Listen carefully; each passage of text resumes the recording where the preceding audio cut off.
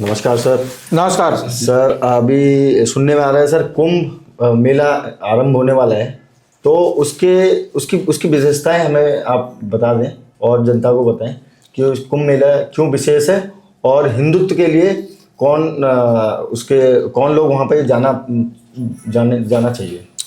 कुंभ को दो तरीके से देख सकते हैं जी। अगर हिंदू पौराणिक कथाओं के हिसाब से देखें तो जब समुद्र मंथन हुआ था उस समय से कुंभ का स्टार्टिंग होता है। अगर ऐतिहासिक तरीके से देखें तो पुराणों में इसका उल्लेख है।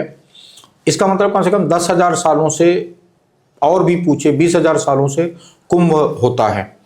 तो कुंभ हर 12 साल में एक महाकुंभ होता है और हर साल अर्ध कुंभ होता है। जी। अर्ध कुंभ हरिद्वार में हुआ था, महाकुंभ प्रयाग में हो रहा है। प्रयाग का जो महाकुंभ है उसमें करीब 50 करोड़ लोग आएंगे। कुंभ की शुरुआत मकर संक्रांति के दिन से हो रही। उस दिन राजसी जो भी संत बड़े हैं, मतलब दो तरह के राजा होते हैं, एक पैसे वाले, दूसरे संत वाले। तो जो अखाड़े हैं ये संत वाले राजा हैं, मतलब ये सब बचपन में घर छोड़ चुके होते हैं, 2-3 साल की उम्र में घर छोड़ चुके होते हैं। उनके पास ज्ञान का अब बहुत भंडार है, तो ज्ञान के राजा हैं। तो सुबह उनका शाही स्नान होगा, शाही स्नान से कुंभ की शुरुआत होगी और कुंभ में सब लोगों को जाना चाहिए। सब लोगों को जाना चाहिए। कुंभ में जाने से आपको तरह तरह के संस्कृति दिखेगी, पूरी दुनिया से लोग आए होंगे, उनके बारे में आपको जानने को मिलेगा। और जो लोग बिजनेस करने वाले हैं उनके लिए ग्लोबल अपॉर्चुनिटी है, मतलब बिजनेस के लाखों एवेन्यूज आपको दिखेंगे। कुंभ शुरू होने का अगर 4-5 दिन आप वहां हैं तो आपको लाखों चीजें देखने को मिलेंगी कि कैसे भारत में सोना कभी नहीं होता था। भारत सोना छापता था। कैसे छापता था, भारत के बारे में दुनिया कैसे जानती थी, ऐसे ही कुंभ के आयोजनों द्वारा पूरी दुनिया आती थी। भारत का इलायची देखती थी, भारत की काली मिर्च देखती थी, भारत का चाय देखती थी, भारत की अदरक देखती थी, भारत का प्याज देखती थी, भारत का लहसुन देखती थी, भारत के चावल देखती थी। ये एक बहुत बड़ा सेलिब्रेशन है, कल्चरल सेलिब्रेशन है, रिलीजियस सेलिब्रेशन है। तो कुंभ में जरूर जाना चाहिए और 13 जनवरी से शुरू होगा और फरवरी तक चलेगा। ये 60 दिन का कुंभ है। तो अभी सर, अपने यूथ को हम कैसे कुंभ से जोड़ सकते हैं कि जो हमारा यूथ है वो इस परंपरा को बहुत अच्छे से पहचाने और पास जाके उसको समझे और जाने।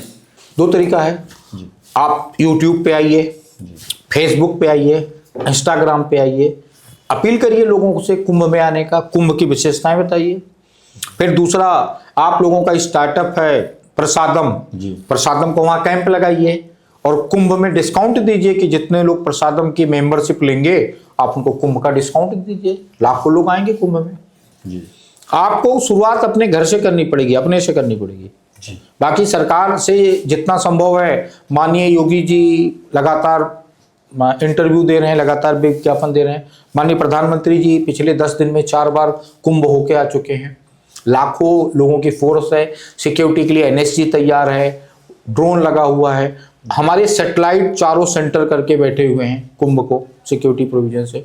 पूरे हिंदुस्तान से बसों, ट्रेनों का, एरोप्लेन का विशेष इंतजाम है।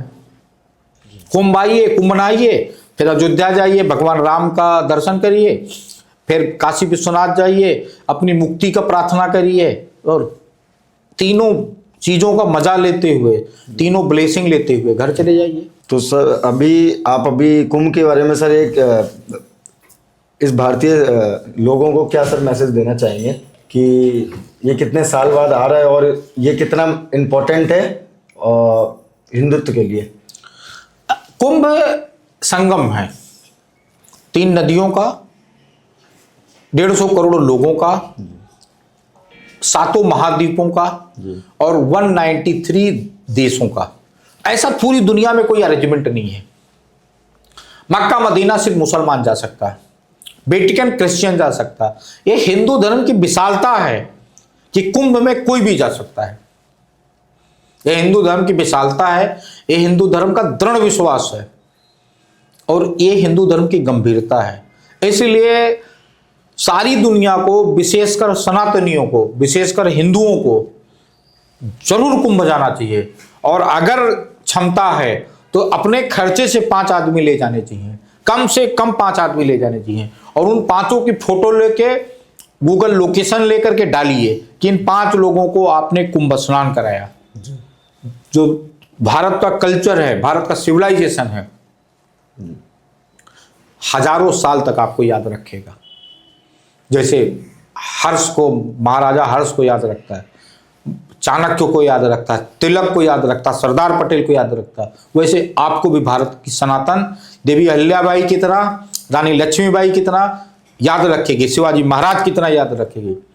जैसे शिवाजी महाराज ने माता जीजाबाई का मान रखा, आज हर बच्चा शिवाजी बनना चाहता है। आप लोग भी शिवाजी बनिए, आप लोग भी अपने धर्म का, अपने संस्कृत की रक्षा करिए और शुरुआत करिए कुंभ में 5 आदमी ले जाके। और सर कहीं ना कहीं हमारी यंग जनरेशन आजकल हमारे कल्चर से, हमारे धर्म से दूर होती जा रही है, जैसा कि हम लोग न्यूज़ में भी देखते हैं। तो कुंभ उन्हें कैसे प्रेरित कर सकता है हमारे धर्म के प्रति और हमारे सनातन के प्रति? विकास जी, आप भी यंग ही हैं जी, हमें दिखता है आप तो 25-26 साल के जी, तो यंग है।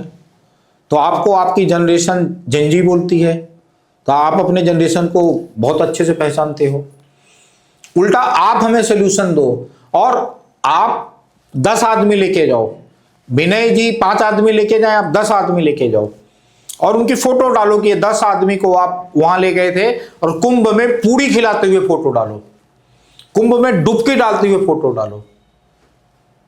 अगला कुंभ नासिक है, 2 साल का आपको टाइम मिलेगा, 2 साल में आप देख लेना आपके 1 लाख फॉलोअर होंगे और सनातन के आप मुख्य सिपाही बन के उभरोगे। याद करो, भाई नरेंद्र भाई मोदी ने 95-96 में तिरंगा यात्रा निकाला था, लाल चौक पे तिरंगा फैलाया था, उन्होंने तिरंगा फहराया था, देश के प्रधानमंत्री हैं। आप कुंभ में जाके तिरंगा फहराओ, भारत 10-15 साल बाद आपको प्रधानमंत्री के रूप में देखेगा। सनातन का ताकत बहुत ज्यादा है विकास जी, बहुत ताकत है सनातन में। श्रवण कुमार ने अपने माता पिता की यात्रा कराई थी, 10,000 साल हो गया लोग श्रवण, हर माँ बाप अपने बेटे को श्रवण कुमार देखना चाहता है। दशरथ ने अपने बेटे को वनवास दिया था, हर बाप अपने बेटे को राम के रूप में देखना चाहता है। ये सनातन की गंभीरता है। आप अगर अपने पीढ़ी को, और आपकी पीढ़ी आपसे कनेक्ट होगी, क्योंकि शाम को तो आपकी पीढ़ी आपसे मिलती है, आपके फेसबुक पे होगी, व्हाट्सएप पे होगी। अगर आप कुंभ जाओगे, आप 10 लोग कुंभ जाओगे, आपको देख के और 1000 लोग आएंगे, फिर आपस में आप विचार एक्सचेंज करें, विचार एक्सचेंज करेंगे तो हमें विश्वास है कि आप उस विचार को कन्विंस करोगे और लीड करोगे। ऐसे ही समाज का बदलाव होता है, तो समाज बदल जाएगा। 1925 में एक छोटे से गांव से 3 लोगों ने मिलकर आरएसएस की स्थापना की थी। आज 40 करोड़ मेंबर हैं आरएसएस के, ना कोई पगार मिलती है, ना कोई ड्यूटी रोस्टर है, सब आदमी निस्वार्थ भाव से पूरी जिंदगी मेहनत कर रहे हैं। आज दुनिया का अकेला ऑर्गेनाइजेशन है जिसको 100 साल हो गए, लेकिन कोई विभाजन नहीं हुआ, कोई विभाजन नहीं हुआ, ना कोई मतदान होता है। 10 लोग आपस में बैठते हैं और डिसाइड कर देते हैं कि अब आप जब तक जिंदा हैं आप आरएसएस के प्रमुख हैं। पूरी दुनिया में ऐसा कोई एग्जाम्पल ही नहीं मिलेगा। लेकिन मैं बोलता हूं ये एग्जाम्पल हमारे हिंदू फैमिलियों में लाखों साल से है। परिवार का बड़ा लड़का अपने आप पगड़ी पहनता है और जैसे वो पगड़ी पहनता पूरा परिवार उसका कहना मानने लगता है। छोटी मोटी चीजें खराब हुई हैं, मैं ये नहीं कहूंगा कि ये सब पहले जैसा चल रहा, छोटी मोटी चीजें खराब हुई हैं, बट इतनी खराब नहीं हुई कि हम उसको ठीक ना कर सकें।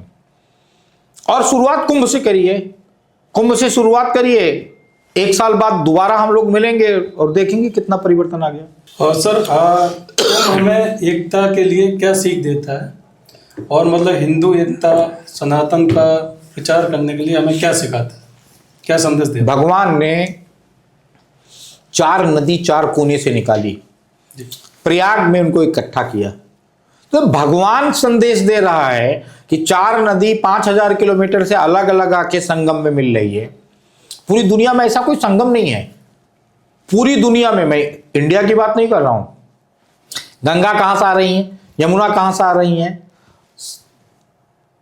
आज अंडरग्राउंड बह रही है, सरस्वती कहां से आ रही है, सरस्वती राजस्थान से आ रही है, और चारों नदी एक साथ मिल रही है प्रयाग में। तो अपने आप में नेचर इतना बड़ा संदेश दे रहा है, एक रहोगे तो सेफ रहोगे, एक रहोगे तो नेक रहोगे, और बटोगे तो क्या होगा, कटोगे। वो लकड़हारे वाली कहानी है जिसको माननीय योगी जी ने और आधुनिक तरीके से पेश किया।